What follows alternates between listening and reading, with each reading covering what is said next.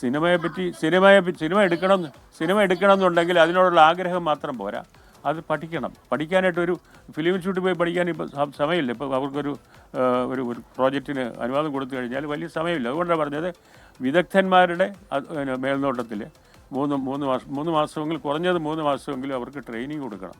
കാരണം ഈ ഭാഷയെ പരിചയപ്പെടുത്തണം. അവർക്ക് നമ്മുടെ ഭാഷയിൽ ഭേദപ്പെട്ട സിനിമകൾ ഉണ്ടാകണം. അവർക്ക് അവസരം കൊടുക്കുക മാത്രമല്ല, മലയാളത്തിൽ നല്ല ഭേദപ്പെട്ട, അത് പ്രത്യേകിച്ച് ഇത് ഗവൺമെൻറ്റിൻ്റെ ഒരു പ്രോജക്റ്റാണ്. ഗവൺമെൻറ് ചെയ്യുമ്പോൾ അതിന് പ്രത്യേകിച്ച് അതിൻ്റെ ഒരു സാമൂഹ്യ പ്രസക്തിയും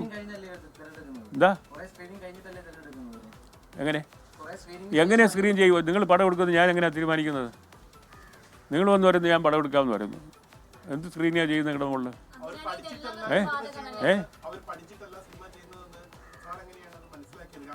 കാരണം ഇവിടെ സിനിമ എടുത്ത ആൾ അല്ല, ഞാൻ മനസ്സിലാക്കിയത് അവർ പടം എടുത്ത ആളുകൾ ഇവിടെ വന്ന് എന്നോടൊക്കെ സംസാരിച്ചിട്ടുണ്ട്. അവരുടെ പടങ്ങൾ ഞാൻ കണ്ടിട്ടുണ്ട്. അതുകൊണ്ട് പലപ്പോഴും അവർക്ക് ഇങ്ങനെ ഒരു ഓറിയൻറ്റേഷൻ കിട്ടാത്തതിൻ്റെ കുറവ് അതിൽ കാണാനുണ്ട്. അതുകൊണ്ടാണ് പറഞ്ഞത്.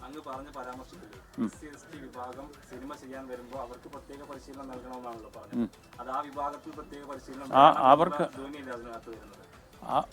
സിനിമ എടുക്കുന്ന ആർക്കും വേണമെന്നാണ് പറഞ്ഞത്. കാരണം ഇവർക്ക് കൂടുതൽ സംരക്ഷണം കൊടുക്കണമെന്നാണ് ഞാൻ പറയുന്നത്.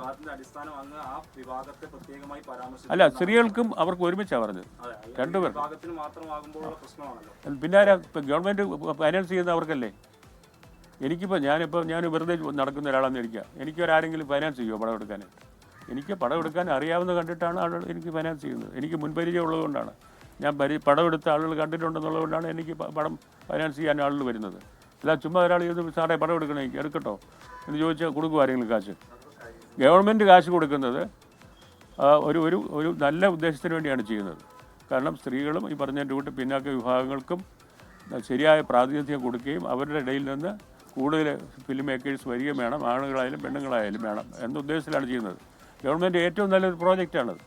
ഇപ്പോൾ AK ബാലൻ എൻ്റെ അടുക്ക ഫോൺ സംസാരിക്കായിരുന്നു, മുൻ മന്ത്രിയായിരുന്ന ആൾ. ഈ പ്രോജക്റ്റ് തുടങ്ങുമ്പം ഞാനും AK ബാലനും ഒക്കെ ഒരുപാട് സംസാരിച്ച് ഞങ്ങളെല്ലാം 1.5 കോടി രൂപ കൊടുക്കുന്നതിന് ഞാനും പങ്കാളിയായിട്ടിരുന്നതാണ്. പക്ഷേ ഇന്ന് നമ്മളതിനെപ്പറ്റി പരിശോധിക്കുമ്പോൾ ഈ ടെക്നോളജി അധികം മാറി. ഇത് നിങ്ങളുടെ സെൽഫോണിൽ വേണമെങ്കിൽ നിങ്ങൾക്ക് സിനിമ എടുക്കാം. ഈ വലിയൊരു ഹ്യൂജ് എമൗണ്ട് ചിലവാക്കേണ്ട ആവശ്യമില്ല. ഈ പണം കൊണ്ട് 3 പേർക്ക് സിനിമ എടുക്കാം. അതല്ലേ പ്രധാനം. ഈ 3 പേർക്കും ട്രെയിൻ ചെയ്യുക അവരെ. അങ്ങനെ ഒരു പോസിറ്റീവായിട്ടുള്ള കാര്യമാണ് പറഞ്ഞത്. അതിന് എന്ത് നെഗറ്റിവിറ്റി ഉണ്ടാക്കിയത് എങ്ങനെയാണ് നിങ്ങൾ? അല്ല, മന്ത്രി ഒരു ഫിലിം മേക്കർ അല്ലല്ലോ, ആണോ? ഞാൻ എൻ്റെ 60 വർഷത്തെ എൻ്റെ സിനിമാ ജീവിതത്തിൻ്റെ പശ്ചാത്തലത്തിലാണ് ഞാൻ സംസാരിക്കുന്നത്. നിങ്ങളൊരു ക്യാമറ കൊണ്ടുവന്ന ഉടനെ തന്നെ ഞാൻ അതിൻ്റെ രഹസ്യങ്ങൾ വീട് നിങ്ങളോട് പറയാൻ നോക്കും. ഫിലിം മേക്കിംഗ് എന്ന് പറയുന്നത് അവനവൻ്റെ ജീവിതം കൊടുത്ത് നിരന്തരമായിട്ട് പഠിച്ച് പരിശീലിച്ച് ഉണ്ടാക്കുന്ന ഒരു അനുഭവമാണ്. അത് ഇതിനുമായിട്ട് യാതൊരു ബന്ധമില്ലാത്ത ഒരു കുട്ടിയാണ് എണീച്ച് നിന്ന് പ്രതിഷേധിച്ചത്. അവരാ കോൺക്ലേവിൽ എങ്ങനെ പങ്കെടുത്തു എന്നുള്ളത് അതിശയമാണ്. സംഗീത നാടക അക്കാദമി സിനിമയായിട്ട് യാതൊരു ബന്ധവുമില്ല.